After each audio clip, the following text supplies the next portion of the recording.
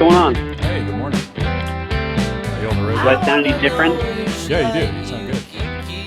Okay, good. Well, I called a little bit of an audible. I've been in the office since 6 o'clock, and I didn't think you wanted to talk to me then. Oh, all right, cool. Yeah, well, sorry. But then I was yeah, it's no problem. having trouble getting going, and I was like, I gotta actually read this entire article that I was gonna ask you about, because about the North Paulding High School students that were, or a student that was suspended for taking photos of maskless students in the hallway at school. Yeah, it just made me the laugh. superintendent said that it was purely to belittle the school and defeat their reopening efforts. Okay. I'm like, yeah, that's called both sides of the story, my friend. Yeah, I did read the article in the Washington Post article, and it was very the things I have trouble with. All right, let's step back. So it seems harsh to suspend the student, right, for having taken a picture and posted picture and video of the hallway, like during a class change. And yes, it does look crowded, and yes, a majority of kids look like they aren't wearing a mask, but their policy, it said their code of conduct required that they were not allowed to post to social media during the day, and they cannot use recording devices without permission from administration. So Oh, yeah. I mean, I get that, because then you can, that's one instant in an entire day, right? Maybe that was the one time that happened. It's not the complete story. So I definitely get that. Yeah, no, but you're telling me they wouldn't have suspended her if she had posted it after she got home? I don't know. That's interesting, Yeah. right? Like, yeah, right? If that's indeed how it. Well, they would have if she had posted it after she got home. She still would have used a recording device during the school day without permission from administration. Gotcha. So they had a problem with the video, or is it just either way. pictures? Either way. Either way, okay. They're not allowed to do that without permission from administration. So wow, so sounds like we live in a really free country. Yeah, so you can't use. Well, you know this. You can't use a camera in I prison. know. Come on. Well, prison. I forgot the children were in prison for 8 hours a day. Well, you didn't feel that way when you were there? Dude, I was a weirdo. I love school. Like, I was like, I'm going to learn some stuff today. Oh, jeez. Yeah, I'm annoying that way. I ask Allison. I was similar, but I still had to put up with all the, I don't know. I felt like the way the school was built, I always felt it was crazy, because I feel we had 4 entrances to the building. And I felt like that, I mean, more than that, obviously, but 4 main ones, right? And the way it was built, it seemed like a prison. There were very few classrooms on the outside with windows, and everything else was on the inside. The whole thing was brick. Oh, wow. And it was very, there's a main entrance, 4 main hallways, and, you just didn't get in and out very easily. It always kind of bothered me. And then just all of the hoops they make you jump through, or rules that they have for the lowest common denominator, and you're still held to those same rules, even though you feel like you're not a bad kid. I don't know. Well, yeah, no, I mean, there's got to be some, they're administering education, in air quotes, to, thousands of students, right? And I don't know, I feel like a lot of those rules are definitely towards the lowest common denominator to, like, make it feasible to do it. If we had elective education where only the kids that wanted to be there were there, I'm sure you could, let go of the reins a lot, and actually it'd probably be better for the kids that do want to be there. Now, obviously, some base level of education is needed for society, or else it would be not good. Right, absolutely. But, yeah, I don't know. It seems really extreme, like, yeah, detention or something like that, but suspending a kid for taking a picture and being like, I don't like this. or holding, a power structure to accountability of saying that you said you were going to keep us socially distant? How is this happening? Well, I mean, I see their side of it from the standpoint of we're trying to do our job. I think, I mean, I'm giving them a benefit of the doubt, right? Like, if I'm running the school and it's a mess, kids aren't wearing masks, I'm doing the best I can with what I've got, and I don't need the national press all over me, So I would be mad about it too. But at the same time, the article kind of goes through. It's like, well, so she posts this, and then she's saying that she's wearing a mask when she's there, and then she's kind of concerned. Her biggest concern is that everyone's not being safe, and I really have a problem with this, like, because it's what everybody's worrying about. It's this whole idea that everyone needs to be doing their part to be safe. And I get that, but I also know that when I go out in the world, I can't do I run around assuming that everyone else on the road is going to be a safe driver? No. Oh yeah, no, you can't, and you can only look after your own thing. This desire to control other people's behavior. It's incredible. I mean, okay, so yeah, it's incredible, but I mean, so there is precedent for this, right? You see, kind of an analogy for this. You see these pictures from like World War II, where you see a guy carrying a donkey on his back, or something like that.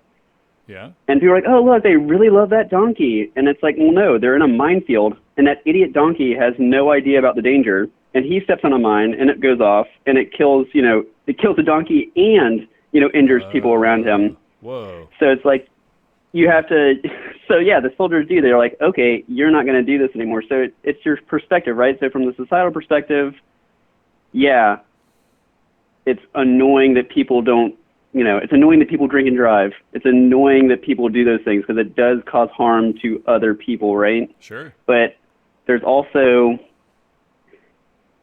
It's also detrimental to us. It's detrimental to yourself when you walk around assuming that either people will just do the right thing if it is the right thing, and then if not, that you have some control over whether they do or don't. Right? It's detrimental to your own mental health. Yeah. I think I have control over these people. Or that I should exercise control over these people, right? Yeah. Yeah. So I mean, there was talk at a local university about having, what were they calling them? Safety ambassadors, I think. And basically, they were gonna, if people didn't have a mask, they were going to politely offer a mask. Like, oh, you must not have one. Would you like one? We'll give it to you for free. Please wear it.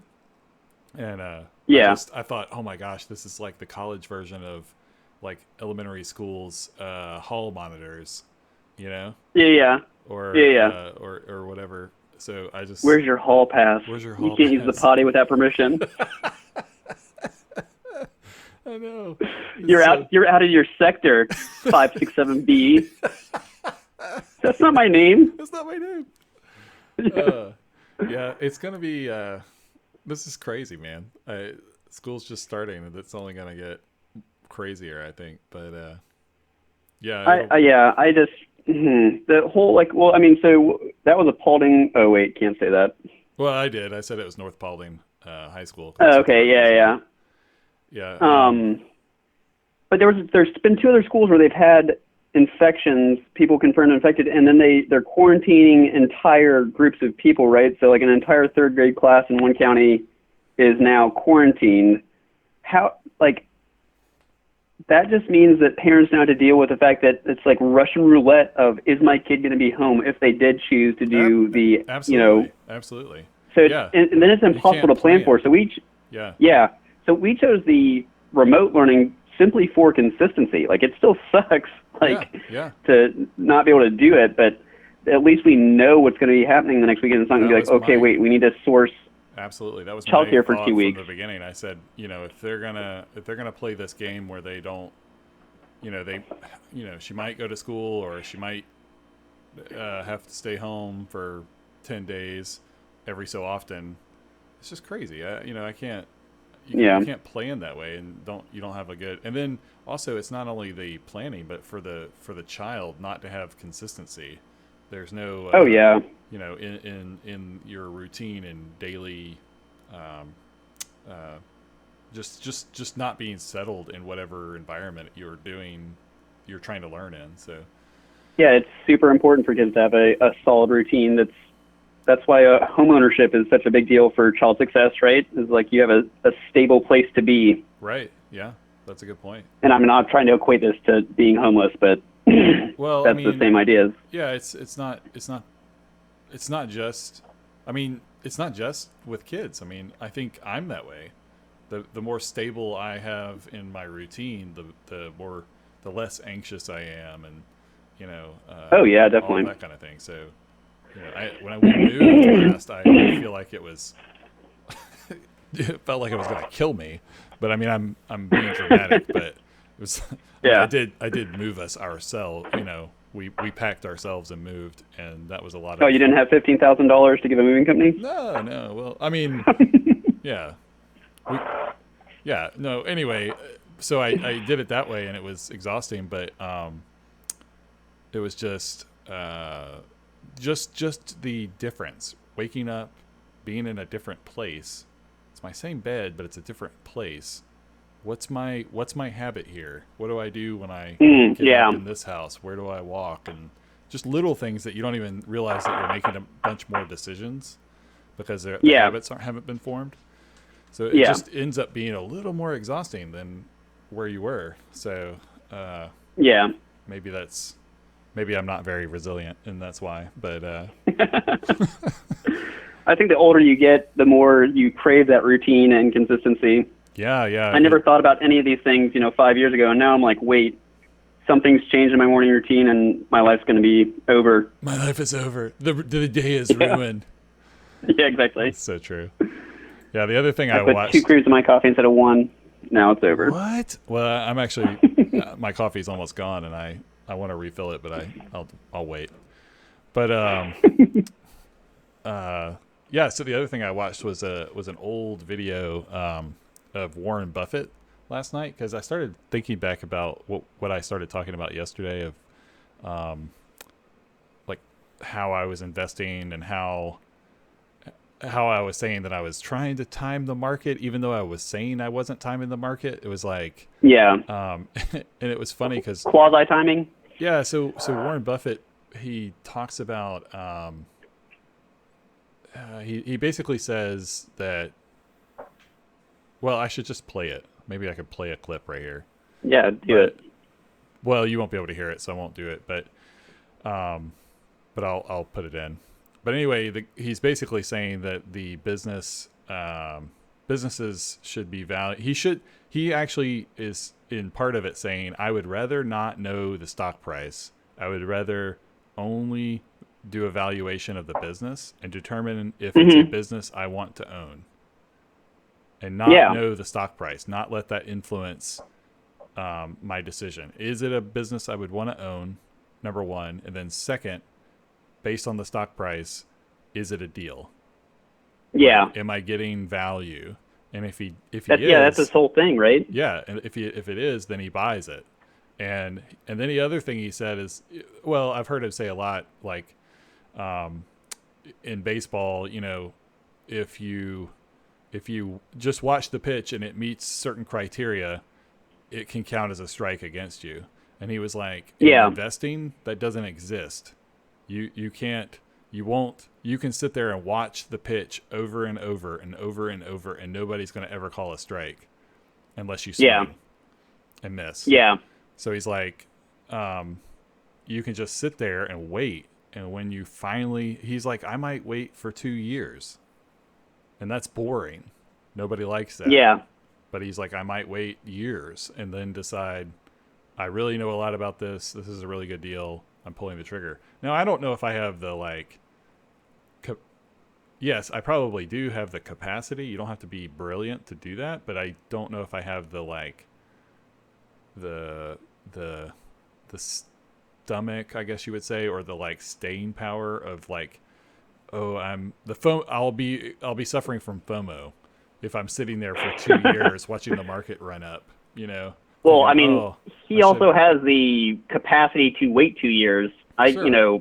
If I'm waiting 2 years to make $500 because Yeah, my it's initial investment's like, not nearly a Warren Buffett style investment, then that doesn't Yeah, but seem say you're doing $100 a month. viable. Say you're doing $100 a month, and you just stick $100 a month into a savings account instead of. I'm making it really low, right? Like $100 a Hmm. month, and say you wait that's what $2,400 a year, or in 2 years Yep, in that 2 year period. in 2 years. So instead of making Yeah. $100 a month dollar cost averaged into some index or even some single investment, you're then able to just buy $2,400 worth of whatever the good deal is that you ran across. And obviously, he's focused. I don't want to talk like a ton about his strategy because it doesn't really Yeah. apply. He's using a lot of leverage and Oh, I thought he buying. was against leverage. Well, it's not really leverage. It's like I've heard this explained before, and I didn't fully. I probably can't re-explain it, but he uses it like he's in the insurance business, so it's Oh, like yeah. So that upfront capital. Yeah, yeah. yeah. So he's it's not really like the same thing as what you and I are doing, and also he's buying businesses outright sometimes. So he's like taking over the entire business and owning it, and Yeah. that's a significant. You can earn crazy returns on doing that sort of thing. But he's also doing things like he is allowed now to have up to 24.9% of Bank of America, I heard recently. And he Oh, has really? started buying Bank of America like crazy. So he has like 12% in Bank of America, I think, now. But they're going to let Yeah, my him. dad loves that stock for whatever reason. Yeah, I don't understand it either because I kind of am like, okay, well, the funny thing is I've read enough about bad experiences with that company, and I don't want to badmouth them. And I've heard Yeah. enough people in finance say that that's the worst bank for you to have. Not that I agree with it, but it's like I've never personally had a bad experience with them, but I don't bank with them anymore. But I got the whole concept of you should have a small bank. You should use a credit union, someone that actually, Yeah. uh, is not going to treat you like just another account number. And I get it.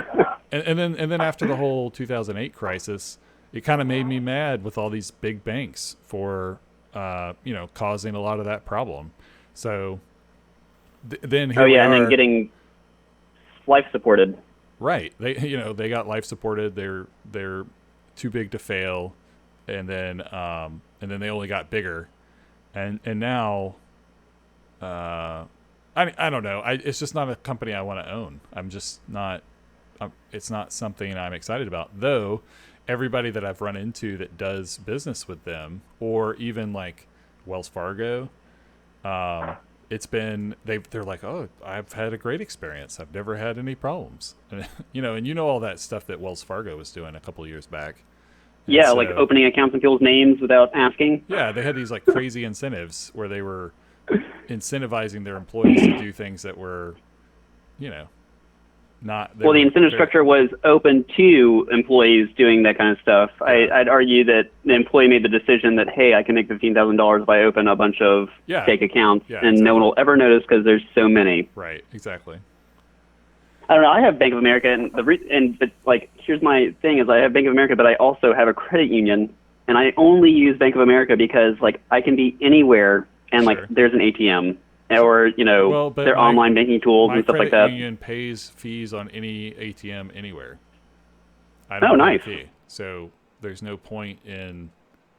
You see what I'm saying? Like, what's the advantage? What about their online banking tools? Are they? Yeah, it's great.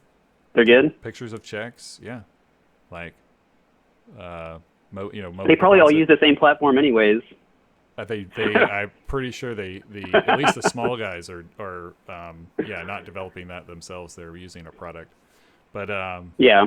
like a rebranded product or something. But I don't know. I can't see the advantage. And to me, I mean, maybe it's a bigger business, so it is not going to fail, and you're not going to deal I mean, it's with. FDIC insured unless you have more than $250,000 in there. It doesn't matter who you're banking with, right? Right. That's true. I mean, but you'd have to go through the the fallout and the problem, the Oh, difficulties yeah, of all yeah. that. I don't even know if that's a real risk, but yeah, I don't know. Maybe it is maybe it is a company I want to own, and I should look more into it. But it's funny because it's like the people I have run into. I don't know if you're one of them now.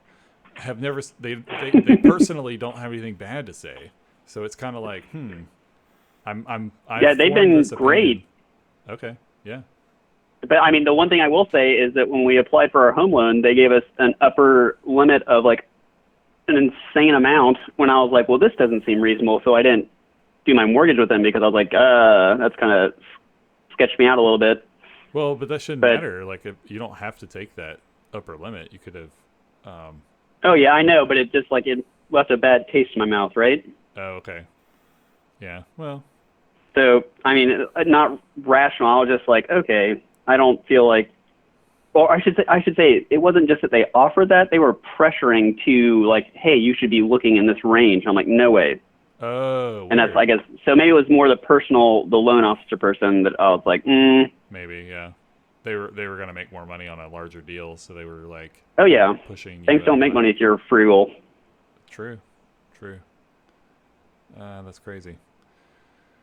But anyway, I guess what I was getting to was he was saying, like, that he doesn't consider himself very smart. He's like, you don't have to be, you know, have a high IQ to do what he's doing. It's very simple. But he's saying that a lot of people don't have the personality to stick with their very simple plan.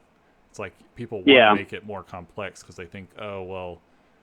He says even the academics are this way. This made me start thinking about you because he was like, well, he said like an academic will look at it and like he actually used the example that I was talking about that like they'll study which day of the week is the most profitable to end up investing on, or there's like all this data that they will use to analyze and then come up with some scheme that is more profitable because the data yeah, exists and they can analyze it. They'll try to come up with some kind of complicated scheme, and he's like, and so it made me wonder, like, is what he's alluding to is we all have filters, right? Like we create yeah, filters that are basically how we see the world or how we interact with reality, and those are constantly being made by our brains. We are,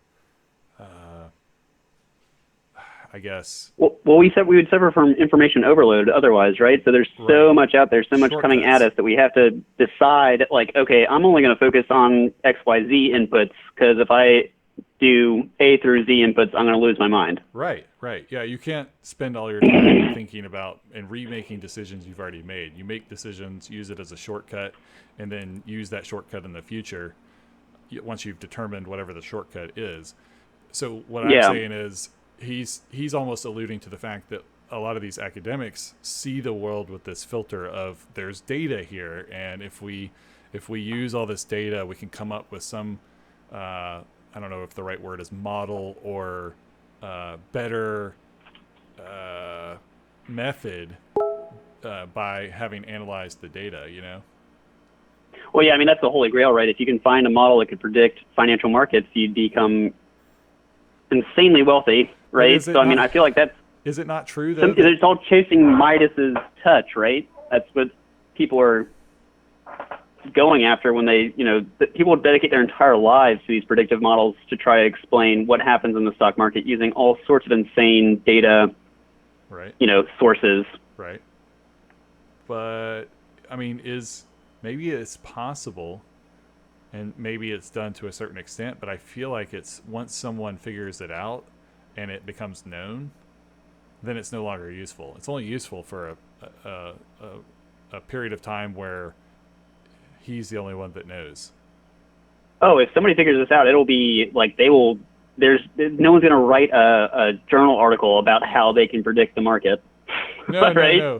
Well, but it would get out, right? Like, it would get out. I just think that would. It's not something you could hold on to. I think you can hold on to it it depends on how it's developed, right? If it's developed with a team and in an industry setting, no, it's not going to last long. Someone's going to blab.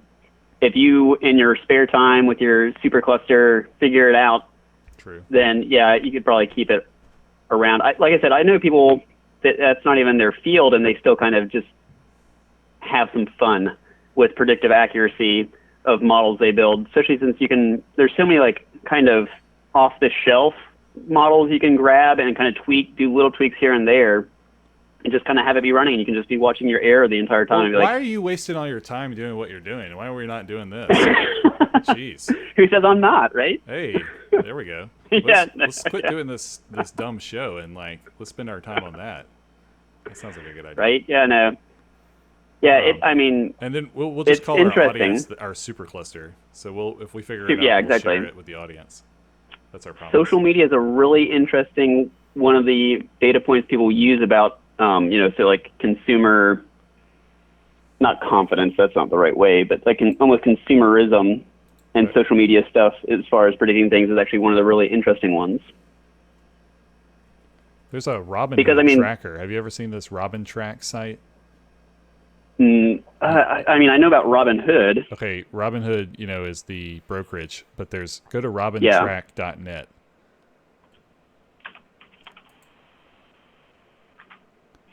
So they track the popularity of stock purchases through. Oh yeah, Robinhood. I get their text, right? You get Robin Tracker's text? Yeah. Oh, cool. I didn't know that. I thought that was part of their thing. No, it's. I don't think. I can't see where you can. Like I get my little text, like, "Hey, these are the popular stocks for today." From Robinhood? Yeah. Oh, okay. So I think this is some other source. Okay. Robinhood keeps track of Robintrack keeps track of how many Robinhood users hold a particular stock over time. It generates charts showing the relationship between price and popularity, and compiles some lists using data. And I wondered, like, is this useful? I'm not really sure, because like if it's popular, it's probably overpriced. Yeah, exactly. So like that's hilarious. They call this traders going full FOMO. Yeah. It's like, why would I care that, I think the leaderboard right now shows Ford as the most popular. I'm like, well, that means Ford's probably overvalued if they're extremely popular at the moment, and I don't know. Yeah. So Apple's number 3, which, Apple went up like 10% in one day. I don't like crazy. Apple because they don't pay anything. Yeah. You only have the, capital gain or the gains to. Well, they do pay a dividend, but it's not crazy high. Oh, wait. I'm pretty sure they do. That's pretty new. Yeah, that's right. That was relatively new, though. And relatively new, when I say stuff like that, it could be anywhere from 5 to 10 years ago. Let's look at their dividend history. Oh, that's on their site. Interesting. Goes back to, it's way back. 87. A dividend? Yeah, it shows 87 through 95. They skipped to 2000. Then they skipped to 2005. Oh, wait. It's a 2-for-1 stock split in 2000. And then 2005 is listed. And then it jumps to dividends starting again in 2012. And going 2012 through present. So, okay, gotcha. Yeah, so they had, it was probably back, gosh, I don't remember the Steve Jobs transition away and back and all that nonsense. Yeah, Of that, but yeah, they pay a dividend, but it's super, I don't know if it's overvalued even, but I'm not sure I want to pay. Man, I like this Robintrack a lot. Do you? Yeah, no, and but it does these lines that I'm looking at do seem to suggest that it's if there's a high hold, then it's at the peak, right? So the line gets closer and closer to the actual Explain. stock price Show as me it's what you're looking at and explain it on a chart. okay. So like I'm looking at the one on Amazon, right, number 12, Okay. because On that the was a leaderboard. big miss on my part. And I'm like, no one's gonna You no one's mean gonna pay that you much mean for Amazon stock. oh, you mean back when like pre-pandemic or whatever? Yeah. Oh no, I mean back. Shoot. We watched it go live all those years ago. My dad and I did. Oh, like when We were on it vacation. IPO'd. Wow. Yeah. We're like, oh, this is funny. And then we watched it and we're like, oh my God. And it didn't really do anything. And then I was like, oh yeah, I should buy that. And then I never did. Oh wow, yeah, that's crazy. Well, I mean, you never know, right? Like Oh yeah, any no. IPO is usually not a profitable thing to buy at the point of the IPO. So everything Yeah. drops, shortly after, and then it is a much better buy. So, but anyway, you're looking at the Amazon chart. Yeah, so I mean, like you see, like when it's kind of plateauing, right? The green line deviates from the blue line on these ups and downs, but then as it goes up, the green line like catches up. Now, this is obviously a single observation, right? So on the average, I don't know if this would hold, but it seems like the steeper the slope gets on the price, the steeper the slope gets on the users holding until Right. they get very close together. And I've seen that on, let me see, what was the other one I was just looking at? Maybe it was Apple. Yeah, same deal with Apple, right? So plateau, it's, above, below. Oh, now it didn't follow that one kind of rally in Oh yeah, I see what you're the saying. 2019, but then afterwards it's like right on top of it once it starts going up. Huh? Interesting. I want to see one that is going down. Oh, good point.